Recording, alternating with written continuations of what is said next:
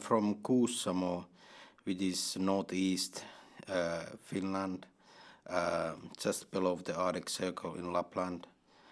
Kuusamo means Spruce Sámi land, and originally Spruce Sámi people were mainly fishermen and hunters and gatherers, berry picking, etc., and small-scale reindeer herding. Later on, bigger-scale reindeer herding. But the Kuusamo area, it's a highland area, and the rivers goes top of the highland is a valley where is a lot of lakes and ponds, where really rich in fishes, and then there are a lot of big trout rivers and salmon rivers start from that highland area. So it was especially rich in fish, and that was the way how people have survived there over thousands of years in that highland area over the winter time. Because the lake fish was the best source of food, a sustainable source of food, if you didn't get any wild game from the forest or you have a lack of reindeers. So in the old times there were wild reindeers, and nowadays they are partly domesticated. So the lakes are clean and drinkable, and water and the fishes are high quality and fruitful. And so for the protecting lakes is old tradition in my hometown. We had already, before the mining companies came in, we had a big fight with the hydro companies who wanted to hydrodams those trout rivers. And Kuusamo was one of the few places in Finnish northern Lapland where the local people won that battle after 40 years of fighting. And now already when the hydro companies were there in 70s came mining exploration. It was first connected with the uranium. Later on they used labels as gold and copper or cobalt. But first this Kuusamo area, north areas deposits were discovered as part of Finnish state-funded uranium exploration. And unfortunately, our landscape is beautiful, small-scale mountains and valleys, etc. But there is these rich resources of different minerals, but all of them in North Kuusamo are combined with uranium. So if you want to take out cobalt or gold, you take out also uranium. And there is, like in this one of the biggest fight what happens in my home river, where I grow up as a young boy as a river fisherman every summer, and also fish at the lakes with net fishing. Those areas, Juomasua deposits, there is, based on those drillings, there is 187 times more uranium than gold, but it was labeled as a gold mine. And now the new company who is entered there, it's labeled to the mine process as a cobalt mine. So because the state officials and companies have learned that you don't mention uranium, so it's a better label for the mine project if it's gold or cobalt, so it's go pass easier. But we have been able to defend that area. I have been involved since 2003, and we have got several companies to leave, but even today there is over 5 companies who explore there, and one of them want to establish a mine. 5 companies? 5 different companies. Almost whole municipalities under claim preservation or claim application process, and then there is this Latitude 66 company want to open that Juomasua deposit, and they have stated that they plan to have 20 different mines or satellite mines, which all the ores will be collected to one spot where is the enrichment facilities, etc. And of course, they have to put the wastewater somewhere. So there are a lot of lakes what they are considered, but first they were planning to put them direct to Kitka Lake, but now they second plan is to put them to the Kemi River. So it's that area is big. It's combines 3 different municipalities: Kuusamo, Posio, and Salla in Lapland area. So. But you said that there's already been they've already detected in some of the watershed.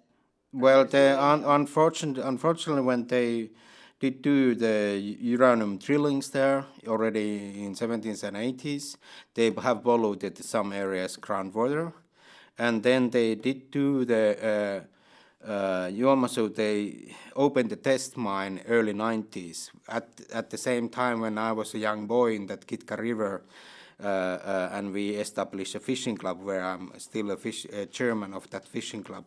I'm also chairman of the environmental NGO in that Kitka Lake and Kitka River, which try to preserve the quality of water. And we have the one of the longest one, our fishing club, and our NGO who have been fighting against the mine. And first, many people thought that the mine will come, but we have been able to block it since 2003. But and we have even to get once the one mining permit to fail in city council, that the majority of the decision makers voted against the permit. And last week we got one big one when we were able to prove for the environmental official authorities that that test mine has already polluted with the radioactivity and heavy metals one creek which runs to the Kitka River. So we can already prove that the test mine diggings have caused environmental pollution in that area. Unfortunately, that is in the middle of 3 old Lappi villages, Käylä, Säkkilä, and Juuma, and in the north there is also 4th one, Kallunki, and the closest villages are only 2 kilometers from that that Juomasuu deposit, and unfortunately it was left open when it was test mine early 90s. Young boys collected rocks there, even older men, thinking that it's a gold because it was labeled as a gold mine, and even put some of the rocks to the sauna. To be sauna rocks and throw water under them, but they didn't have a Geiger. Once the one amateur Geiger man went into that test mine and so noticed its radioactivity, and I was also one person who brought it in the local newspaper that it's a radioactive test mine, it's pollution, and I have even done like one amateur geologist. Studied, discovered one rock which was 18.7% of uranium, similar level than one richest uranium mines in Canada. So and it's unfortunately gold and cobalt are inside of the uranium rocks. So if you wanna dig out the gold or cobalt, what they now use as a marketing label, you will take out also the uranium. So we have demanded that test mine should be covered and sealed and reduce the pollution and fenced, etc., that the local people don't go there and animals, reindeers, and that it's not pollute anymore the Kitka River. Unfortunately, it has already polluted because the drillings they go to the groundwater and the groundwater goes to the river. Kitka River is one of the prettiest rivers in Finland and Lapland. It runs to the Oulangan National Park, and then continue the Russian side, and there comes a lot wild trout up to 8-9 kilos. That is still a good stock of it. So, and the water is this clear quality. So it's unfortunately it has already been impacted, but the mining companies wanna open mines there. But there is also another rivers, Kuusinki, Oulanka, Kitka Lake, around Kitka Lakes. All those areas are under claim reservation and under the mining plans. So when you say that, going back to the radioactive stones, have people been impacted? Has their health been impacted? Or they have, unfortunately, in those nearby villages, there have been health problems in many forms in people, and cancer. But of course, when we say that they are linked to these radioactive emissions which come out from the test mine, the companies denied, and that was the reason why I mentioned this one last week ago, because before this, we have, like, that process has continued over 7 years about this pollution. So last week we got the decision that our claim was right. And the state official proved that it is already polluted. Before this, the company have denied and labeled us that we are making fake research and fake results and fake articles about it. But now the state office proved that we were right, and they gave the sanctions to the company. But of course, the company can complain it, and the test mine is still open in the middle of those villages, and so this it is also media war, information war, and even so that the newspaper, there were 2 newspapers, one censored all this critical information, and another one was the sort of real journalist and free press. Now this another one bought out this free press, so it helps the mining companies to get their will and information out, and we have a harder struggle. And now they will have a election next spring. In Kuusamo municipal election, I unfortunately believe that they want to get the city council more people who favors the mine under the cobalt label. That after the election is over, they start new environmental permitting process and zoning process for the mine. Because Kuusamo case, the fight what we have gone through, has already changed 2 times the Finnish mining law, and last time when it was renewed the mining law, the city council got the right that they can block the mine with zoning, that they don't start zoning for the mine, then the mine won't come. So you're saying that the local level, through your community fighting against these mining companies, has affected Finnish national law. Exactly. A local level has. Yes, because we have been fighting in all levels of the media and tried to influence in various ways to the policy making.